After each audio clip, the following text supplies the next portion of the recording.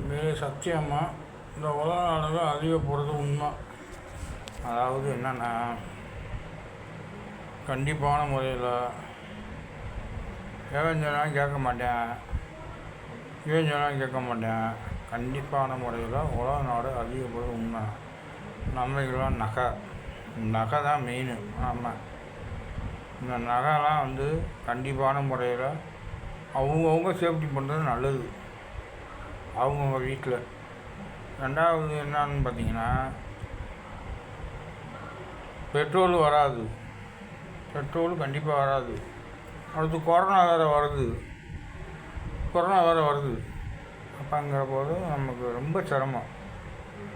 இது என்னான்னு சொல்கிறது, இந்த சிவன்ங்கிறது எவ்வளோ எல்லாம் பாதுகாத்தாலும் நம்ம உடம்பை நம்ம தான் பாதுகாக்கணும். கண்டிப்பான முறையில் அதை பாதுகாத்துக்குங்க. இன்னொன்று மெயின், வாழ்க்கையில் முக்கியமானது, மற்றவனை நம்பாதீங்க, நம்ம நம்பிக்கணும். மூணாவது, கண்டிப்பான முறையில் எந்த சூழ்நிலையும் சொல்கிறேன், இந்த அவன் சொல்கிறேன் இவன் சொல்கிறேன் அப்படிங்கிறது வேணாம். நான் சத்தியமாக சொல்கிறேன், நான் அனுபவபூர்வமாக சொல்கிறேன். கண்டிப்பான முறையில் எல்லா மக்களும் எல்லா நலமும் எல்லாம் இந்த ஆண்டவன் ஈசனையும் பிரார்த்திக்கிறேன். மற்றபடி எனக்கு ஒன்றும் வேணாம். நான் இன்றைக்கி இருப்பேன், நாளைக்கு போயிடுவேன், அவ்வளோதான். இந்த எங்கள் ஈசனையும் காட்டுறேன். எங்கள் ஈசன் இவர் தான். ஆமாம், எங்கள் ஈசன் அவ்வளோதான். நான் அவ்வளோதான். நம்ம தேவையில்லை.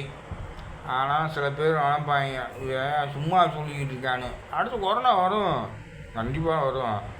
அடுத்து லாக்டவுன் போட மாட்டாங்கன்னு நிச்சயம் கிடையாது, போடுவாங்க. இப்போ இல்லை, இந்த ஈரான் போர் தொடங்கிச்சுல, அடுத்து நமக்கு நகை ரேட்டு ஏறிடும். அடுத்து பார்த்திங்கன்னா, உண்மையிலேயே சத்தியமாக சொல்கிறேன், ஒரு பிரயோஜனமும் இல்லை.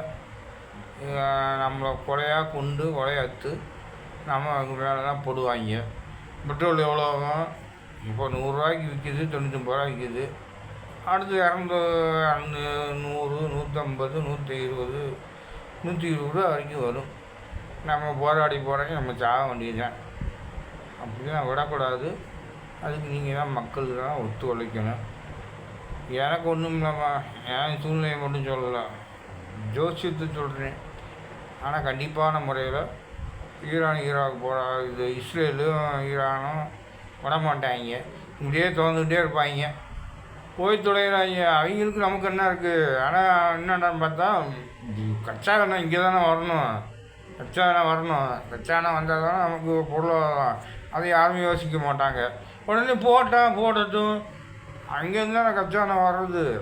ஆமாம், இது மாதிரி தான் இருக்குது. நம்மளாம் யோசிப்போம், ஏதோ ஒரு முடிவை யோசித்து நம்ம செய்வோம், அவ்வளோதான். நன்றி, வணக்கம்.